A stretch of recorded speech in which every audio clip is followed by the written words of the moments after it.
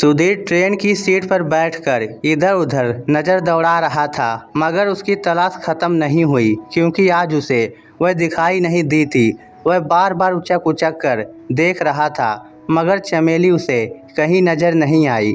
उसने डिब्बे में समोसे बेच रहे लड़के को पास बुलाकर पूछा, आज चमेली स्टेशन पर नहीं दिख रही, आई नहीं क्या? लड़का बोला, पता नहीं साहब, दूसरे डिब्बे में सामान बेच रही होगी। कहते हुए वह आगे निकल गया। सुधीर मन ही मन बुदबुदाया, मुझे सामान बेचने की बजाय वह दूसरे डिब्बे में क्यों जाएगी? जरूर आई ही नहीं होगी, मगर क्यों नहीं आई? ये सवाल उसे बेचैन कर रहा था। फिर गाड़ी चल पड़ी थी। सुधीर चमेली का इंतजार करता ही रह गया।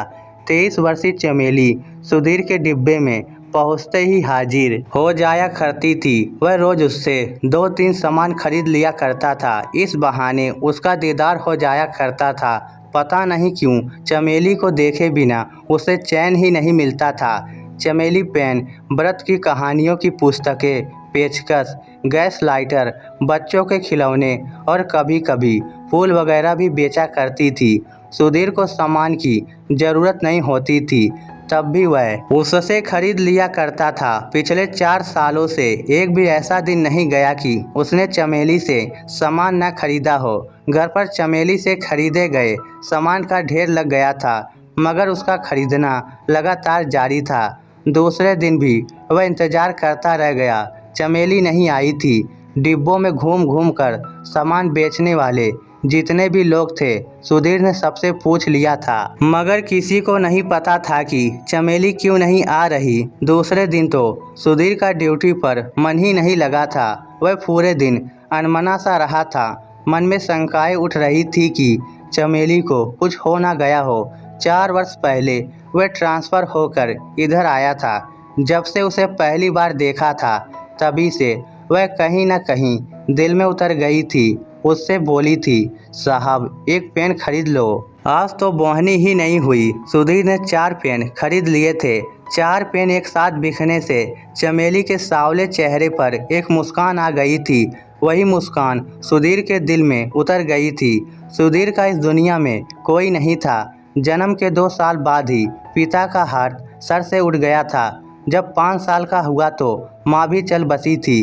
दादी ने उसे पाल पोस कर बड़ा किया था। फिर जब वह 20 साल का था, तब दादी भी दुनिया को अलविदा बोल गई थी। पूरे जीवन गरीबी ही देखी थी। उसने बच्चों को ट्यूशन देकर अपनी पढ़ाई पूरी की थी। जब 24 साल का हुआ, तब उसकी सरकारी नौकरी लग गई थी। वह अब वन विभाग में ऑफिसर था। 6 साल हो गए थे सुधीर को नौकरी लगे हुए।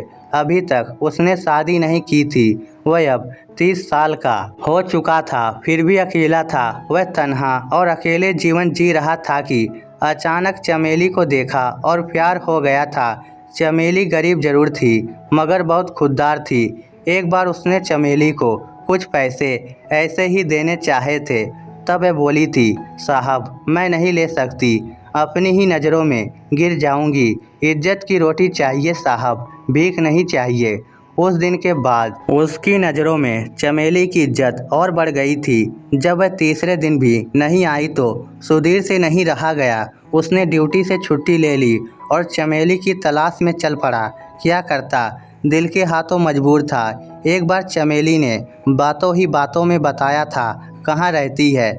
जब उस झोपड़पट्टी के इलाके में पहुंचा तो किसी ने बताया, चमेली की माँ अब इस दुनिया में नहीं रही। चमेली की माँ के देहांत की खबर सुनकर सुधीर के दिल में पीड़ा उमड़ पड़ी। पता नहीं क्यों उसे चमेली का दर्द अपना दर्द जान पड़ता था।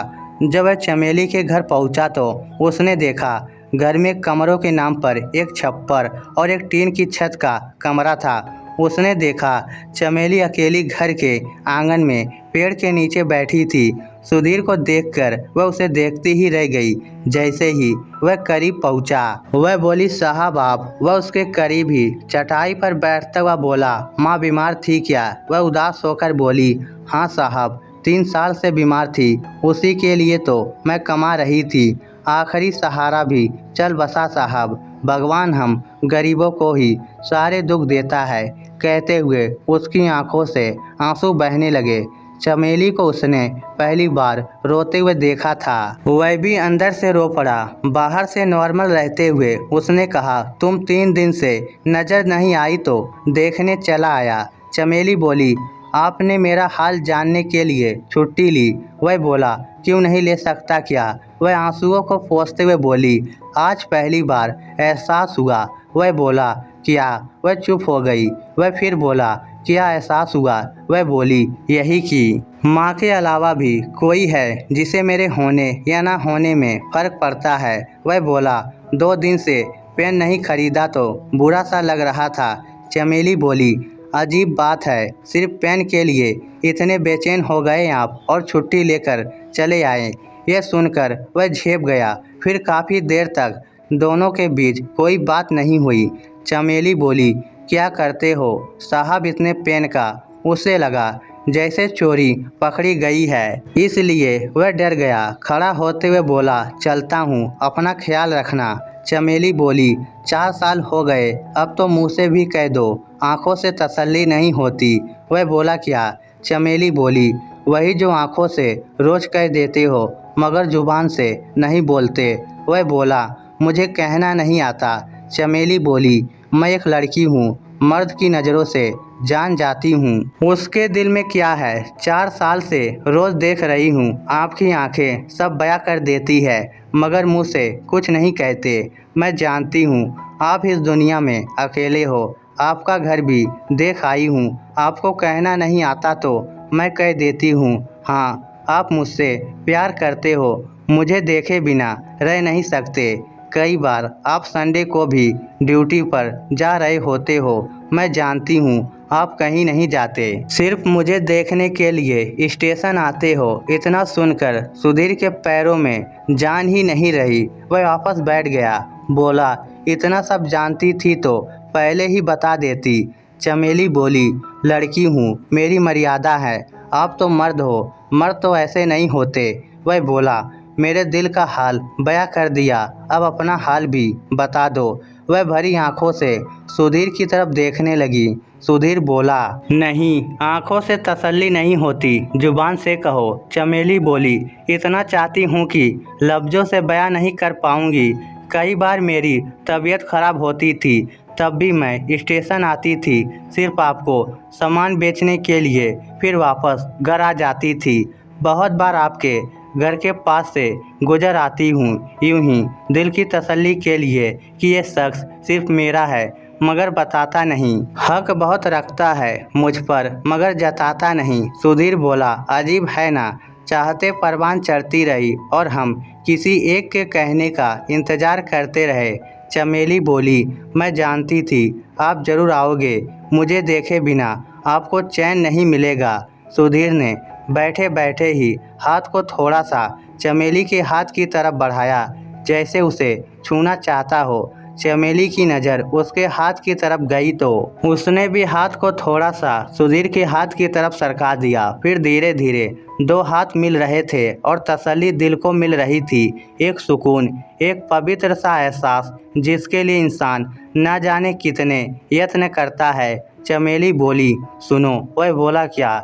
चमेली बोली, हाथ मिलाने से भी सुकून नहीं मिल रहा, जाने से पहले गले मिलकर जाना। वह बोला, अब मैं कहीं नहीं जाऊंगा, यहीं रहूंगा। हम माँ के दिन पूरे होने के बाद शादी कर लेंगे। चमेली बोली, पागल हो क्या?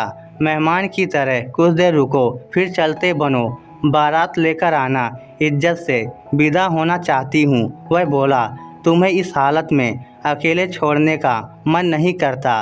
वह बोली, आपकी चमेली कमज़ोर नहीं है, शेरनी है, इस हालत में भी रह लेगी। फिर वह रो पड़ी। बोली, काश माँ जिंदा होती तो देखती उसकी बेटी आज सुरक्षित हाथों में है। फिर उसने आंसू पोंछे और बोली, हम गरीब लोग बड़े सपने नहीं देखते। जब छोटी थी तब सोचती थी कोई राजकुमार आएगा और मुझे डोली में बैठाकर ले जाएगा, मगर जब बड़ी हुई बचपन के सपनों के बारे में सोचकर हंसी आती थी।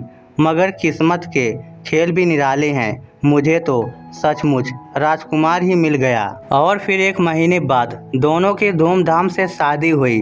4 साल की आंखों से सब कुछ कहने का दौर ख़त्म हुआ। अब दिलों का हाल लबों से बयां होने लगा। इस स्टोरी को लेकर आपकी क्या राय है? नीचे कमेंट करके हमें ज़रूर बताइएगा। धन्यवाद।